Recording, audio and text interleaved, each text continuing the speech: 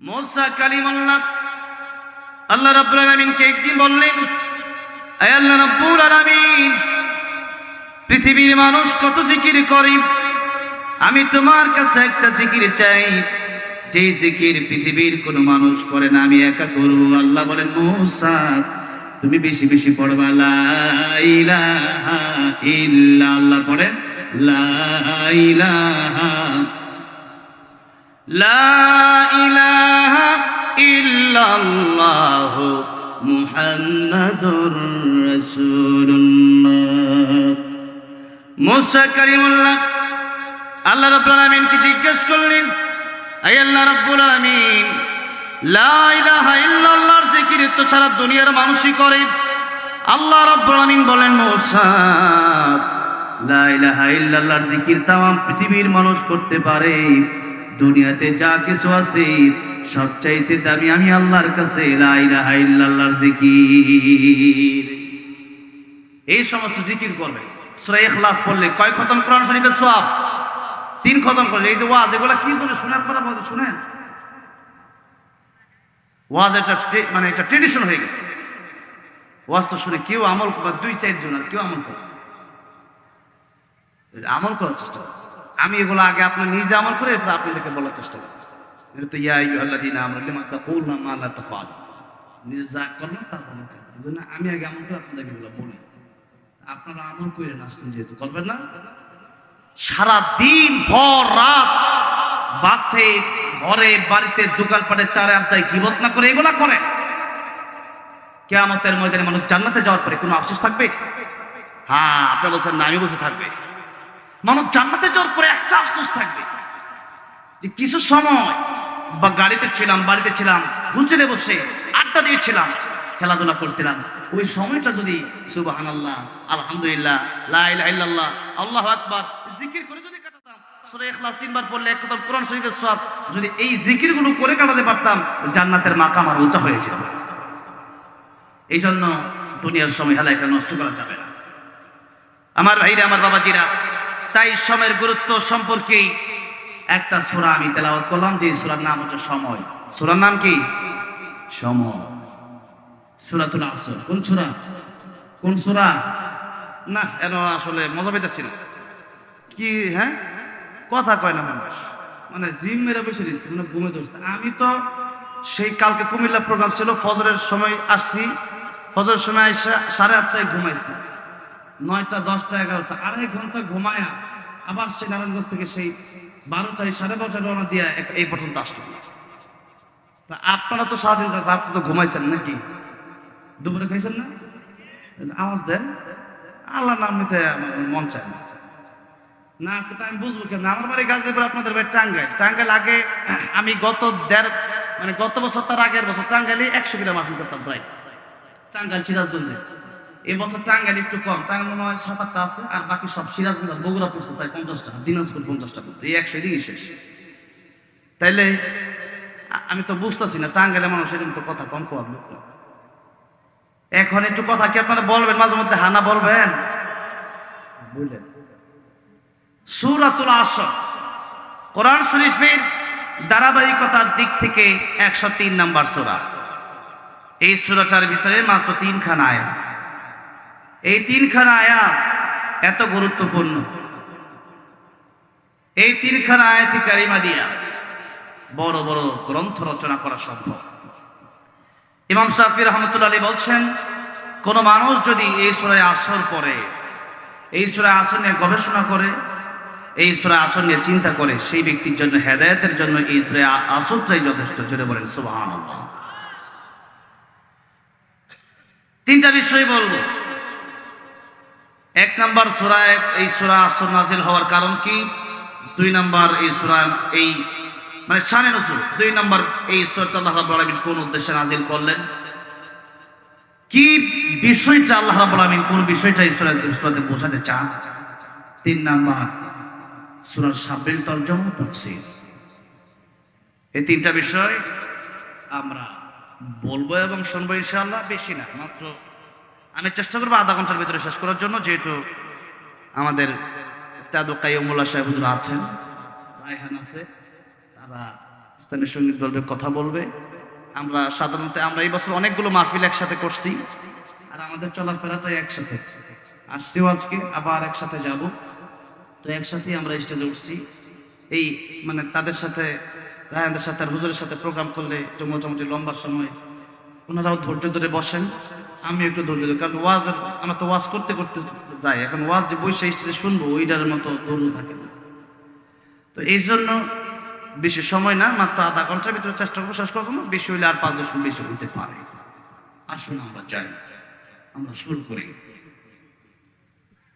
আল্লাহ নবী 40 বছর পর্যন্ত লা ইলাহা ইল্লাল্লাহর দাওয়াত দিলেন না, কোরআনের দাওয়াত দিলেন না, এক আল্লাহর দাওয়াত দিলেন না। নবীজির শত্রু নাই।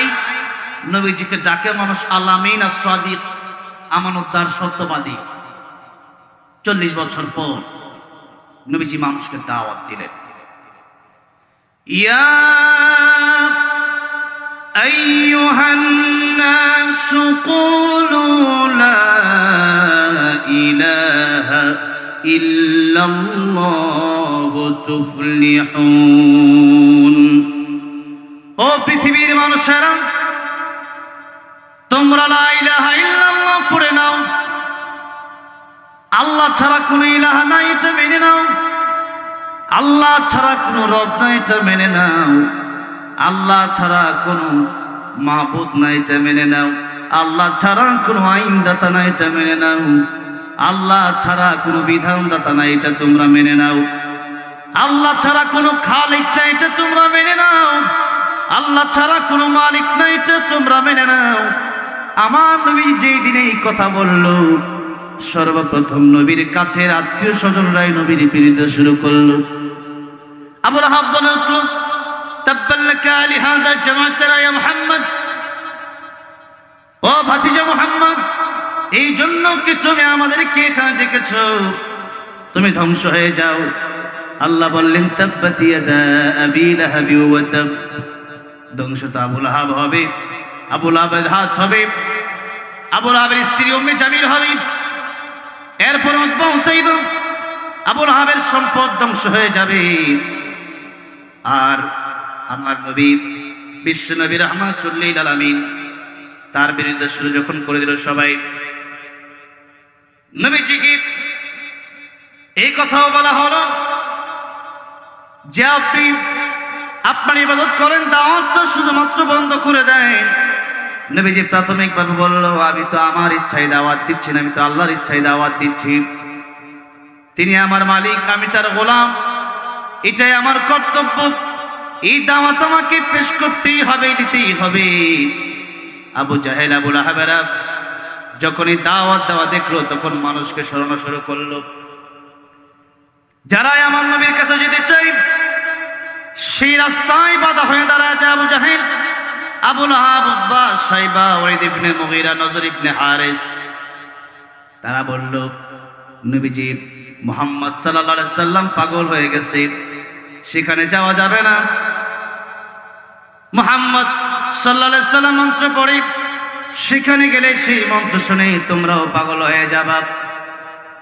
মানুষ যখন সেখানে গেল, মানুষ চিন্তা করলো, 40 বছর পর্যন্ত যে মানুষটা এত সুন্দর কথা বলে, 40 বছরের জীবনে কোনোদিন একটা মিথ্যা কথাও তিনি বলেন নাই, যার চরিত্রের সার্টিফিকেট আল্লাহ রাব্বুল আলামিন নিজেই দিয়ে বলছেন, ওয়া ইন্নাকা লাআলা খুলুকিন আযীম।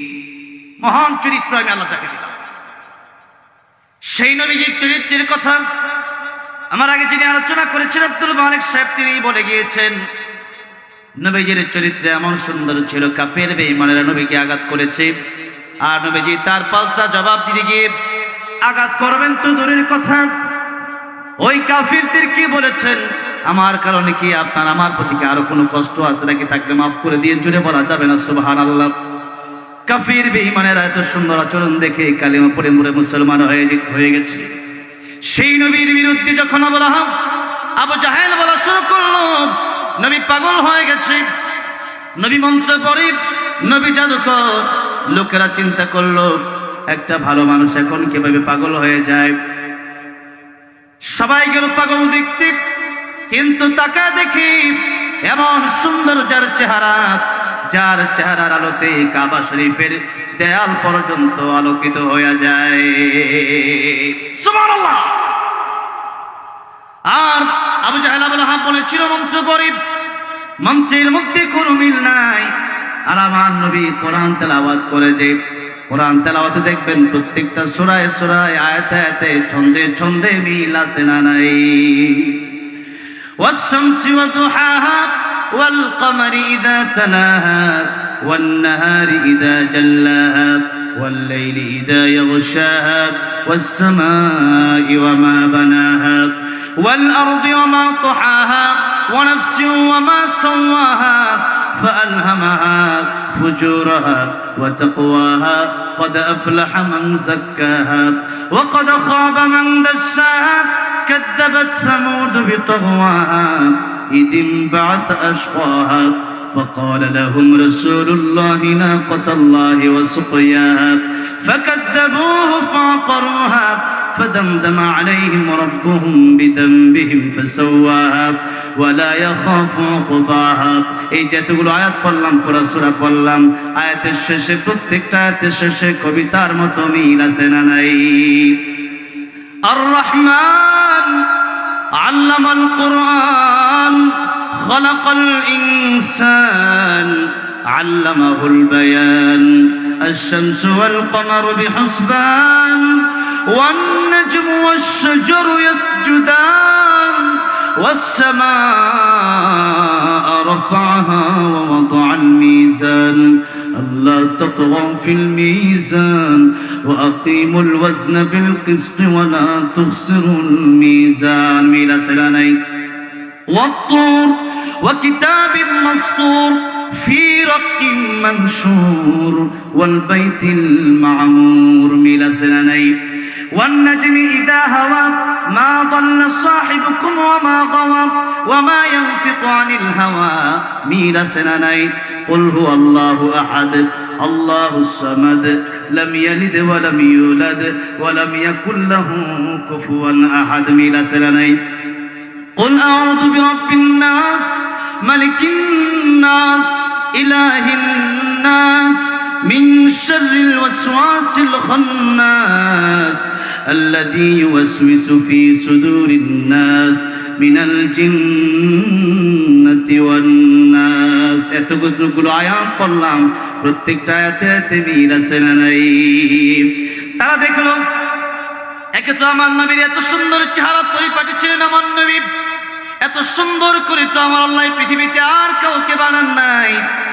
আর দ্বিতীয়ত যেই নবীর কোরআন তেলাওয়াত এত সুন্দর, যেই নবীর কোরআন তেলাওয়াত কয়টা মন্ত্র হতে পারে না, কারণ এরকম কবিতা আগেও কোনোদিন কোনো মানুষ বানাতে পারে নাই। আল্লাহ চ্যালেঞ্জ করেছিলেন, কেউ বানাতে পারবা কিনা? কেউ চ্যালেঞ্জের মোকাবেলা করতে পারে নাই। তাই তারা এটা বুঝতে পারল যে অবশ্যই তিনি মুহাম্মদ রাসূলুল্লাহ সাল্লাল্লাহু আলাইহি সাল্লাম, তিনি আল্লাহর রাসূল। সবাই চলে গেল নবীজির কাছে, গিয়ে বলল, ইয়া রাসূলুল্লাহ, ইয়া হাবিবাল্লাহ, এতদিন বলবো যে এসেছিলাম পাগল দেখার জন্য, কিন্তু এসে দেখলাম এত সুন্দর মানুষ জিন্দেগিতে আমরা আর কোনোদিন দেখি নাই, এত সুন্দর চেহারা আমরা কোনোদিন দেখি নাই। জোরে জোরে বলা যাবে না সুবহানাল্লাহ? তোমার সৃষ্টি যদি হয় এত সুন্দর, না জানি তাহলে তুমি কত সুন্দর, কত সুন্দর, দুনিয়া সুন্দর।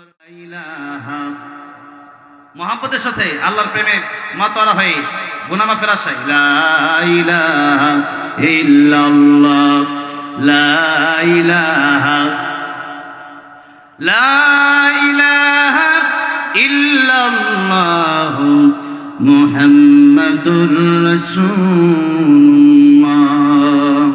সাল্লাল্লাহু আলাইহি সাল্লাম। কাফির বিমানের কালিমা পড়ে যখন মুসলমান হয়ে যায়, আবু জাহেল আবু লাহাব আমার নবীকে এবার তারা আমার নবীকে অফার দেওয়া শুরু করলো।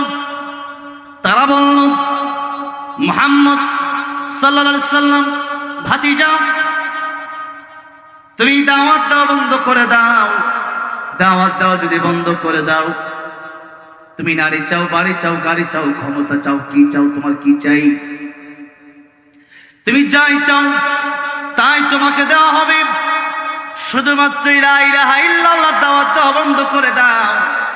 মানুষগুলা আমাদের থেকে মুখ ফিরে তোমার দিকে চলে যাচ্ছে, তোমার আল্লাহর দিকে চলে যাচ্ছে।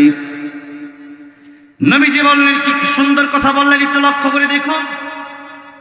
নবীজি বললেন, ও আবু জাহেলের লোকেরা, তোমরা তো বলেছো বাড়ি গাড়ি নারী আর ক্ষমতা দেওয়ার কথা, আর আমি তোমাদেরকে স্পষ্ট ঘোষণা দিয়ে দিতে চাই, আমার এক হাতে যদি, আমার ডান হাতে যদি ওই আকাশের চন্দ্র তোমরা এনে দিতে পারো, আর আমার বাম হাতে যদি আকাশের সূর্যটা তোমরা এনে দিতে পারো, একটা সেকেন্ডের জন্য আল্লাহর কোরআন থেকে দ্বীনের দাওয়াত দেওয়া থেকে আমি পিছপা হতে পারি না। আল্লাহু আকবার। এবার তারা নবীজির বিরুদ্ধে হামলা মামলা শুরু করে দিল।